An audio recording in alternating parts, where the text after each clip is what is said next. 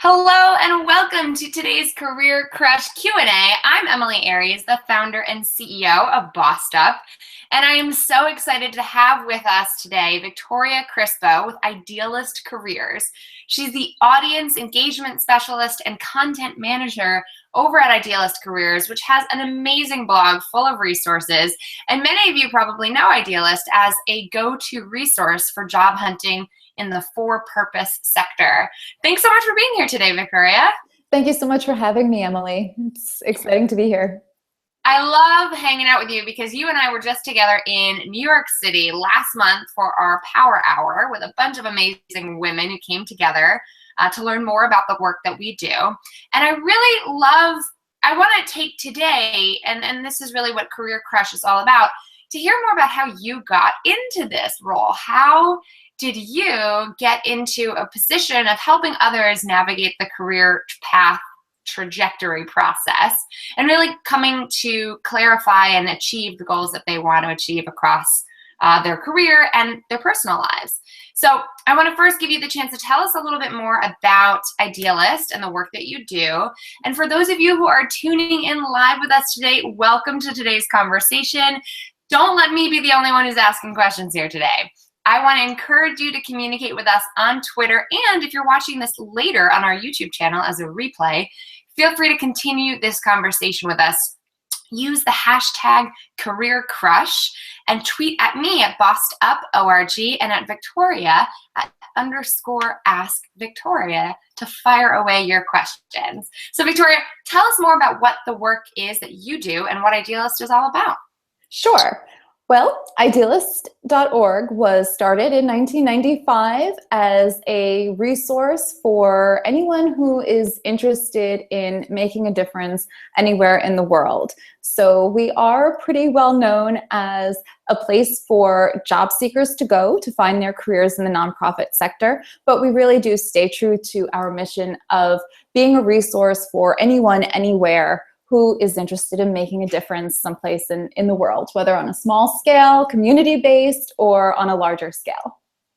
That's awesome.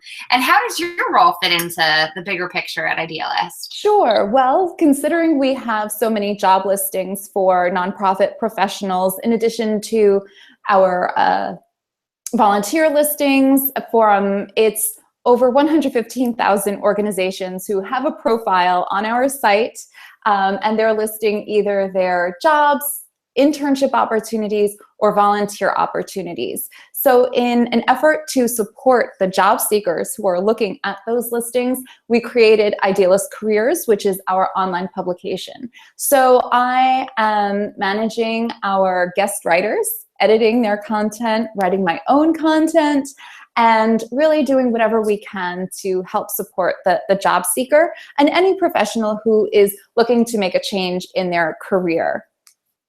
I love it. And obviously there's so much synergy here between Idealist and what we're all about at Bossed Up, helping people navigate career transition and women in particular to look outside of just the work sphere of our lives and really how can we optimize our success over the long term with whatever definition of success works best for ourselves. So I feel like I have a million questions for you, Victoria. I barely know where to begin, but I want to first get a sense of how did you find yourself here? One of the best components to the Career Crush Q&A is that we get pretty frank and real about like the challenges we've faced along the way and how we found ourselves in our current roles so that other people who might be interested in doing the same can sort of learn from our experience. So I'd love to get a little more background on how you found yourself at Idealist and why this is, and I know, I happen to know this is the kind of work that you feel really called to do on this planet. So tell us more about how you figured that out and why this is the right role for you. Sure. Well, when I first started, I was definitely not very sure at all. And to be completely forthright, I pretty much fell into this type of role long ago when I first graduated college. So I went to my college career center looking for what type of opportunities might be available to me.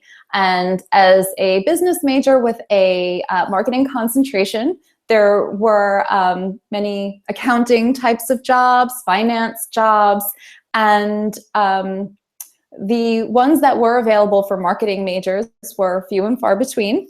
And I was definitely not well prepared on my own prior to that visit into my career center to figure out how to go about that job search on my own. So I went in there, and it just so happened that there was a graduate assistantship that was opening up.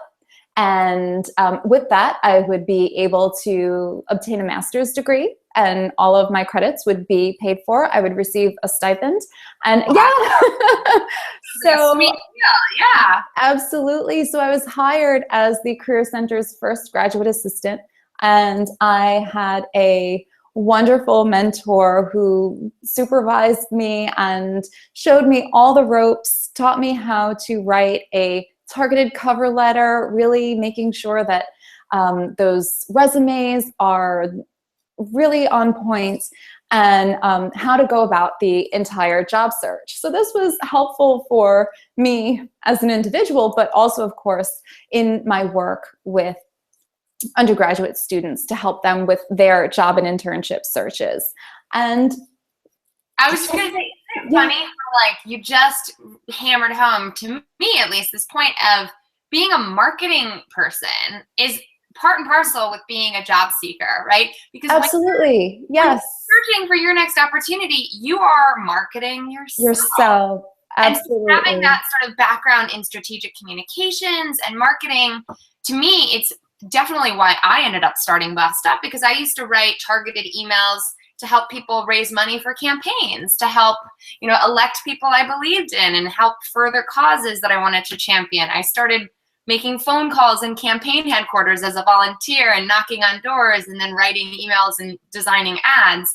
And that same persuasive communication can be targeted towards furthering whatever your goals are. And I just particularly love furthering women's leadership and gender equality as the sort of new focus, or not so new, but as the focus of doing it Bossed Up. So it's so cool to see another person who's like, I studied marketing and now I'm going to help others market themselves. It's a real absolutely. And that's definitely something that I really loved about that job that I had, was that I was helping students market themselves, and I was also marketing our office to employers and marketing the students to employers.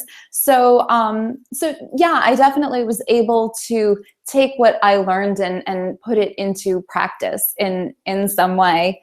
And then, as it turned out, after I graduated, there was a full-time job opened, and I interviewed, was hired, accepted the position. So I stayed on for 10 years. So I've been involved in career development for quite a long time.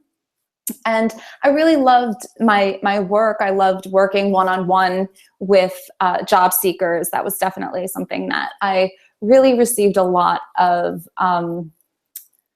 just a sense of just being able to help others in that way, and see their transition from being confused and scared to that feeling of I can assert myself with what I'm looking for and what I want, and oh wow, if I actually go for something, I can get it. So yeah. I feel like the two words that I always hear people are looking for, and I'd be curious to hear if you think this is similar to your experience, is clarity and confidence, right? Like getting clear on what it is that we think would make us happy, because that's a trial by fire kind of situation, right? We can only try things on for size and see if it actually lives up to what we expect it to be like. And then once we gain clarity on what will make us happy and what does make us happy, having the confidence to go for it fully and to persevere in the face of inevitable setbacks. I mean, that's just, it's the two C's of career success, I think, is all about clarity and confidence. Absolutely. And the part about confidence is so important. Something that I've observed is just working with job seekers is that when it comes to the interview, you can practice, and sure, that can give you a certain sense of confidence in your responses, but if you still don't feel confident overall, you might not necessarily present yourself in the most self-assured way that you can. So it's really about more than just making sure that you have your responses memorized and you can deliver them. You want to be able to deliver them confidently and also in a way that is authentic to you and doesn't feel like it was rehearsed.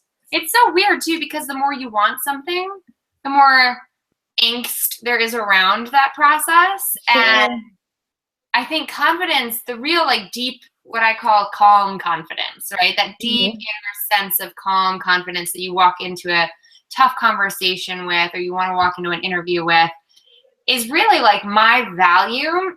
Knowing my worth doesn't actually hinge on getting this job or getting your approval or having you like me. And that is a lifelong, I think, process for so many of us, of like really saying, if I go for this and I fail, I'm still a wonderful person and I'm still a good me.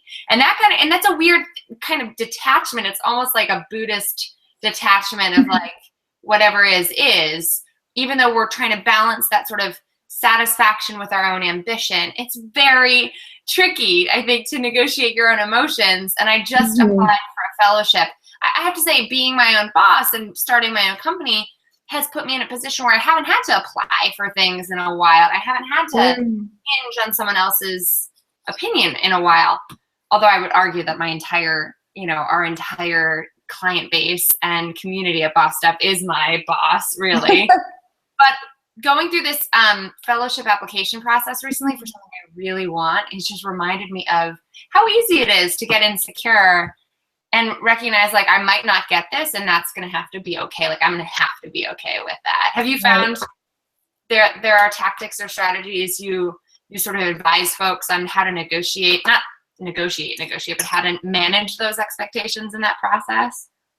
I think you're onto something, definitely. Really being able to figure out those ways of not looking at that one position or even a smattering of different positions as the end all and be all. I think one of the things that really helps in making that separation is remembering that it's not just they who are making a decision, that you are making a decision as well.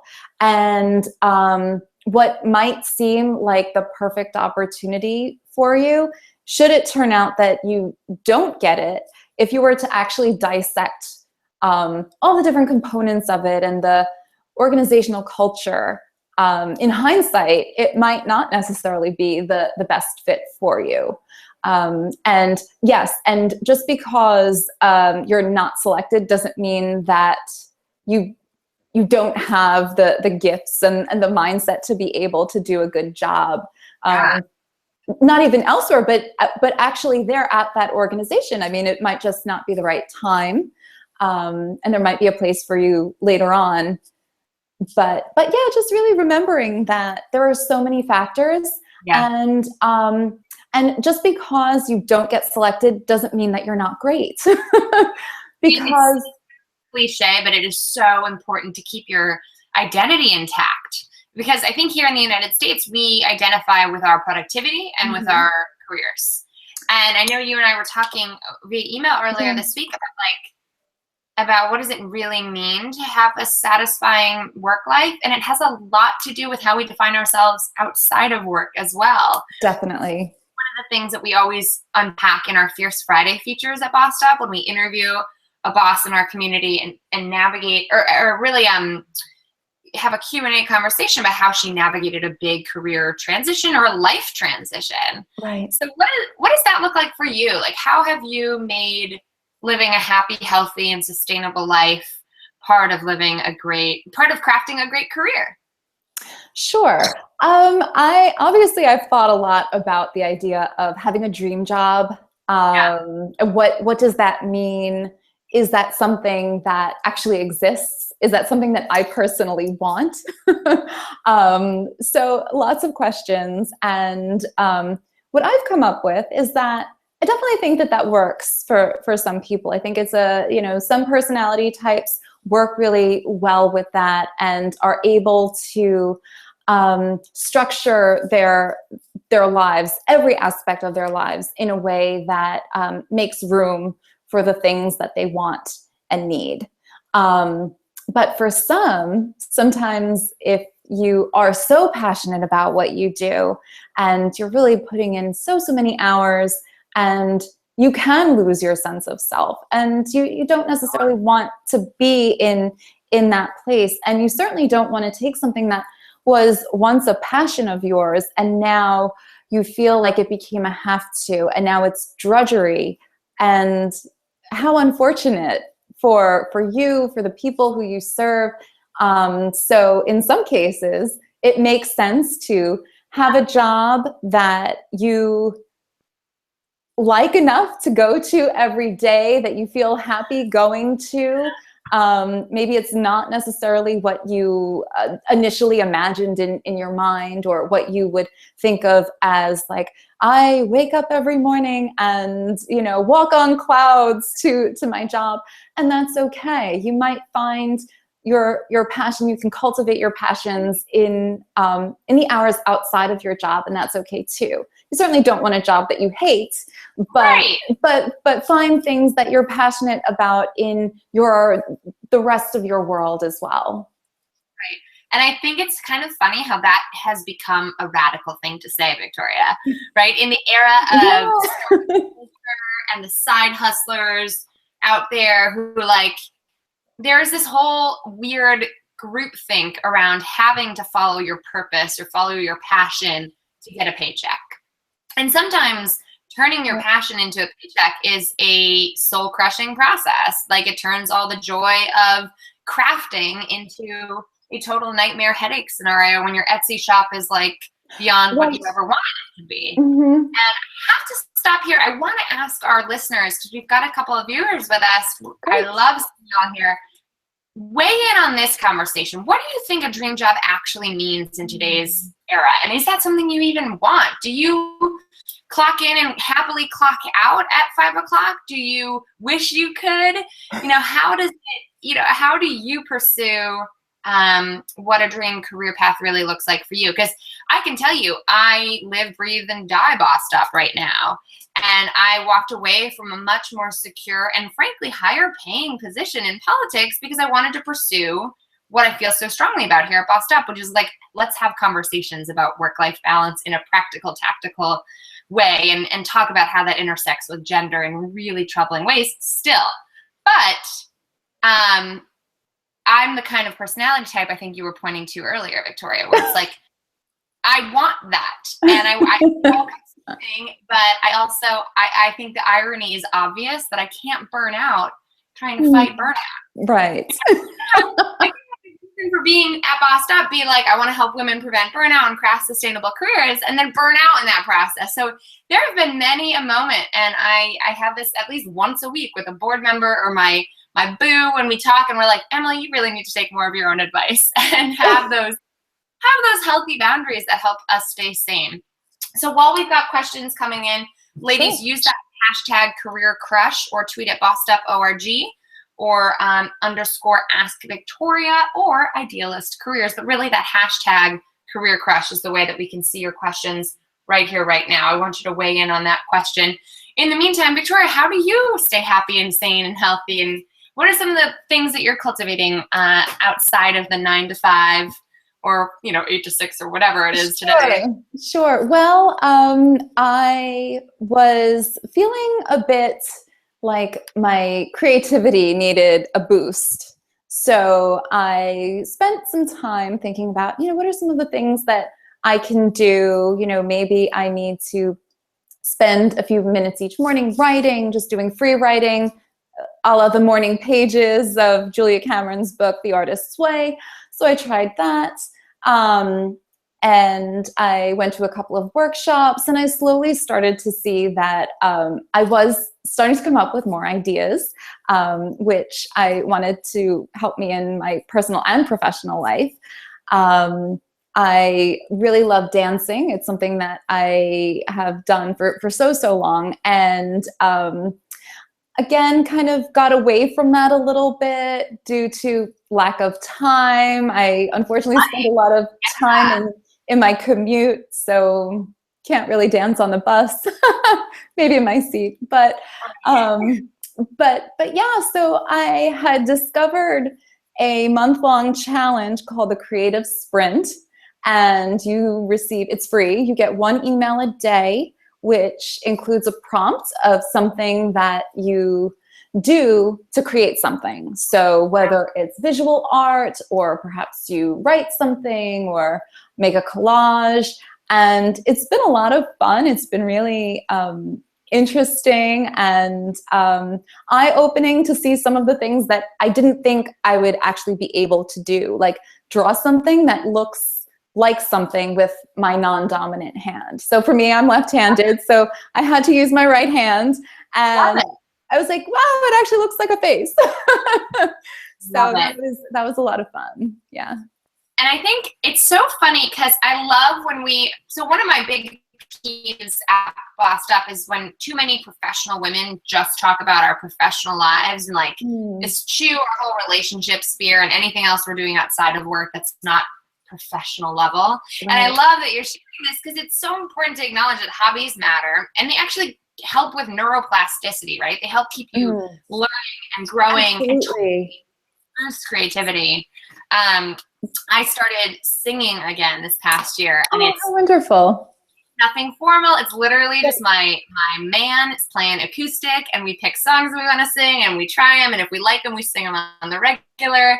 And now we've like set little goals for our musical lives too. You know, like I need to have something to strive towards. I'm just that kind of a person, and so we have the goal of like doing an open mic night before the fall and stuff like that. It's just so fun to see dance, growth, creativity, whatever it is. Like that kind of confidence and learning can keep you in the growth mindset and translate right over to our professional spheres as well. Absolutely. Absolutely. I've read so many stories of people who have taken on side hustles or just very informal hobbies, but yet found that it enriched their professional lives in addition to their personal lives.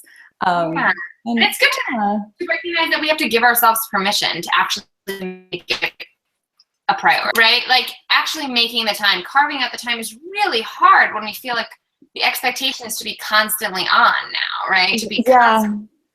How do you navigate that? I always ask women, bosses who I have a career crush on in particular, like, how do you actually draw those boundaries for yourself? How do you communicate that assertively to your team, to your higher ups, to everybody? Sure. Well, before I ever got a smartphone, I made a promise to myself that I was not going to become married to it. That if I am having dinner with someone or am with friends, that my phone is not there, regardless of what the other people who I'm with are doing. And I've really tried to keep up with that. Of course, everybody has those moments where you may need to respond to something quickly. But for the most part, and luckily, I have found that many of the other people in my circles are just independently have made that commitment as well. That it's, you know what, we're here together, so let's talk together. And I think that is really important. So that's one thing. And let's see, what else? I consider myself lucky that I have not worked at places where there was that expectation of, you have to be on all the time. And I think too, it was also very important to me that just because you see an email come through and you literally saw that, you saw that little snapshot of the preview, you know what it is, doesn't mean that you have to answer it right away. Making sure that you set some boundaries and manage the expectations of the people who you work with. Of course, you don't want to leave things for 4 days, but you don't necessarily, not everyone needs a response in 15 minutes or 2 minutes or even 2 hours. So really making sure that you that you prioritize those things is also really important as well. For me, one of the things that I had to teach myself was that I feel very grateful that we do receive requests from writers who would like to write a guest article for us, and managing their expectations. And I finally learned that I don't need to give someone an in-depth answer right away. What's fair is to acknowledge that I've received their email, and I will set a time aside. I will actually block it out on my calendar and tell them I will be getting to this on May 2nd. Yeah. That's, thank you for your submission. Yeah. Otherwise, how can you possibly manage the deluge? I think we're all in that kind of a position now. And what I really love hearing is, and sort of just what you reminded me of, is one of the tactics that I've started to put into play in my own time to really do what you're doing, which is carve out time for the hard work that is thinking and writing and planning and being immersed in our work, right? Not just constantly multitasking. Right. Is I've tried to set myself some hourly, not hourly, but certain times in the day I check my email, and the rest of the time I close that tab.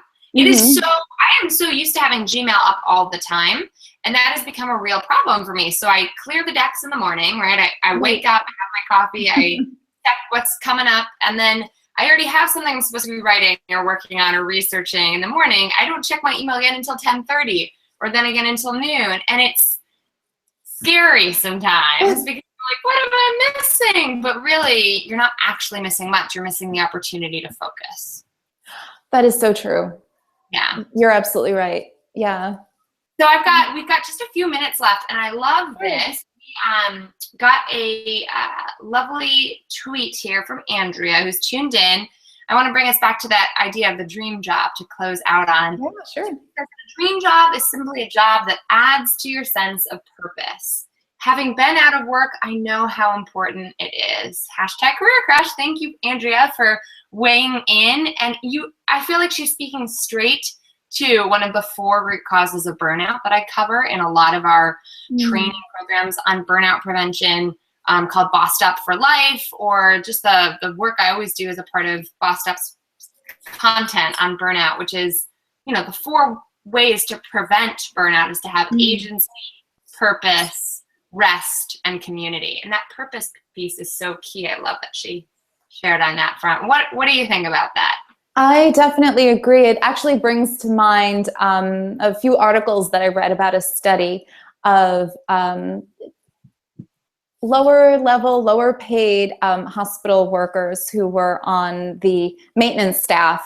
I don't recall the name of the hospital or any of the other details, but the study was about 2 different groups, and some of them really connected with their work and actually saw themselves as an integral part of the healing team, and the others were the ones who they were there to get health benefits, have a paycheck.